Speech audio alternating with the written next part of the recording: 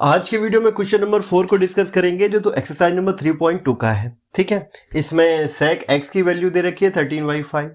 जो हमारा एंगल है वो फोर्थ क्वाड्रेंट में लाइज करता है और हमें अदर ट्रिग्नोमेट्रिक फंक्शन की वैल्यूज बतानी है। ऐसे हमने सिमिलर क्वेश्चन 3 पहले सॉल्व किए हैं जो कि पुराने वीडियोस में अवेलेबल है। ये जो लाइन कह रखी है कि एक्स है फोर्थ क्वाड्रेंट में लाइज करता है, इसका मतलब आप समझ लीजिएगा। अगर आप नहीं जानते, हम सभी जानते हैं कि ASTC एक रूल होता है। इसमें क्या है, ये एक शॉर्ट फॉर्म हमने बनाई हुई है। ए का मतलब हो गया ऑल फर्स्ट शिप होते हैं जो कि फर्स्ट क्वाड्रेंट में है। ठीक है, सेकंड में हमारा साइन और कोसेक एक्स पॉजिटिव होता है। थर्ड में टेन और कॉट एक्स पॉजिटिव होते हैं और फोर्थ में हमारा क्या होगा, कॉस एक्स और सेक एक्स पॉजिटिव होता है।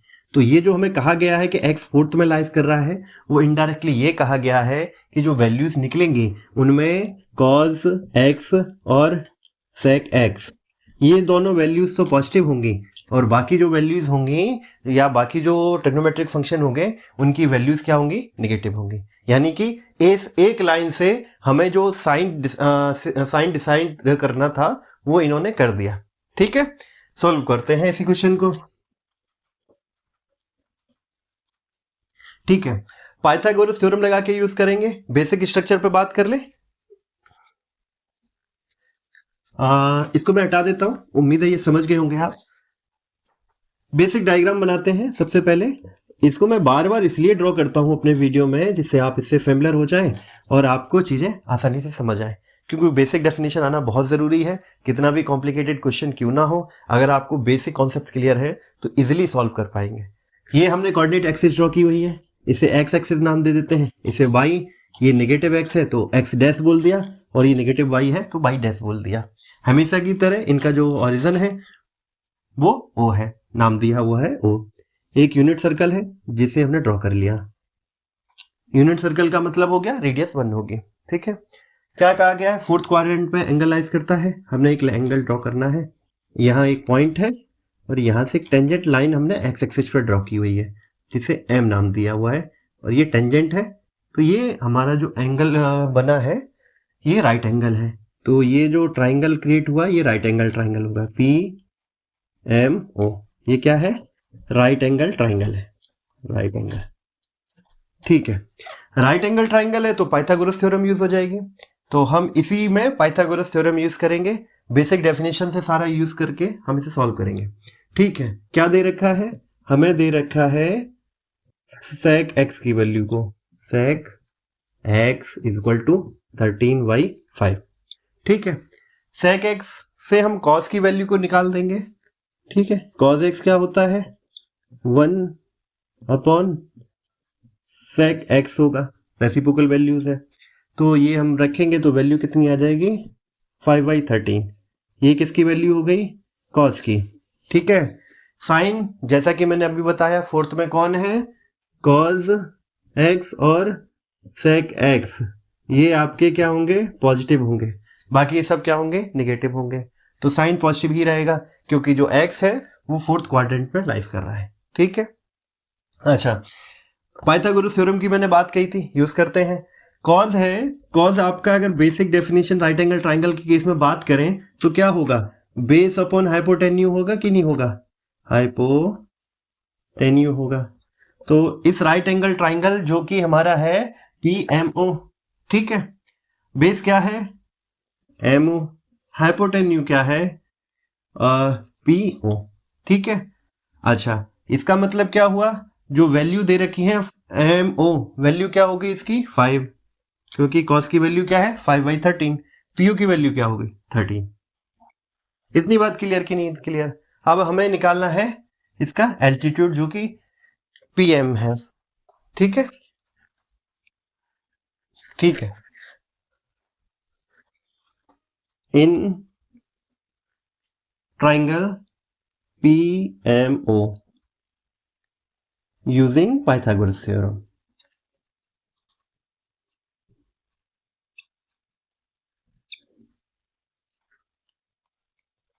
थ्योरम, ठीक है, पाइथागोरस थ्योरम क्या होती है कि हमारा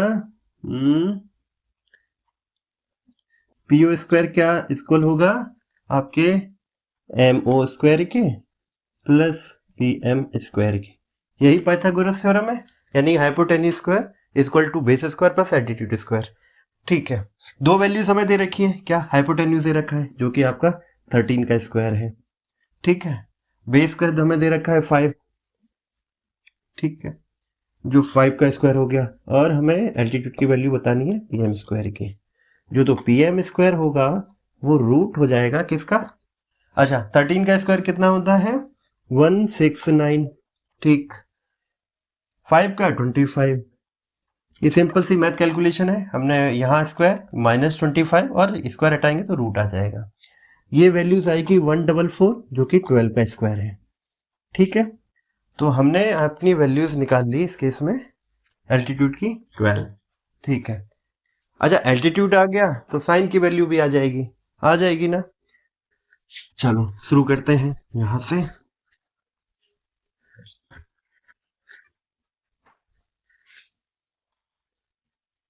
तो साइन स्क्वायर एक्स क्या हो जाएगा, एल्टीट्यूड अपॉन हाइपोटेन्यूज। एल्टीट्यूड कितना है 12, हाइपोटेन्यूज कितना है 13, तो साइन की वैल्यू क्या आई 13। पर क्या कहा गया है, एक्स लाइज कितने करता है फोर्थ क्वाड्रेंट में, फोर्थ क्वाड्रेंट में कॉस और सेक पॉजिटिव हो सकते हैं, बाकी ट्रिग्नोमेट्रिक फंक्शन नेगेटिव होंगे, तो ये वैल्यूज क्या होगी नेगेटिव होगी। क्यों होगी, क्योंकि रीजन है एक्स फोर्थ क्वाड्रेंट में लाइज करता है, फोर्थ क्वाड्रेंट। ठीक, ये हमारी एक ट्रिग्नोमेट्रिक फंक्शन की वैल्यू आ गई, ये नंबर 2 पर है, कॉस पहली थी। अगर हमारी साइन की वैल्यू आ गई तो कोसेक एक्स की वैल्यू भी आ जाएगी जो कि 1 अपॉन साइन एक्स के बराबर होगी, तो ये वैल्यू कितनी हो गई -13/12। ठीक है, ठीक है, साइन को लेके डाउट नहीं होना चाहिए, जो एक लाइन है वही इसके साइन को डिफाइन कर रही है, जो कि ये है जो यहां से इसको डिफाइन कर रहा है। ठीक है, AST से रूल याद रखिएगा वरना तो सब गड़बड़ हो जाएगा। ठीक है, साइन निकल आया, सेक निकल आया, अब बस है 10, जो 10x है वो होता है sine x upon cos x। Sine की वैल्यू क्या है -12/13, कॉस की वैल्यू क्या है 5/13, 5/13, तो 10 की वैल्यू क्या आ गई, साइन हटा देते हैं अभी के लिए, ये आ जाएगी 12/5। ठीक है, पॉजिटिव होगी या नेगेटिव, थोड़ा सा ये वैल्यू नेगेटिव होगी क्योंकि मैंने पहले ही बोला है फोर्थ क्वाड्रेंट में केवल क्या होगा कॉस और सेक पॉजिटिव होंगे, इससे कॉट की वैल्यू भी निकल आएगी, कॉट क्या होगा 1/10x जो कि आपकी है 5/12 नेगेटिव की। ठीक है,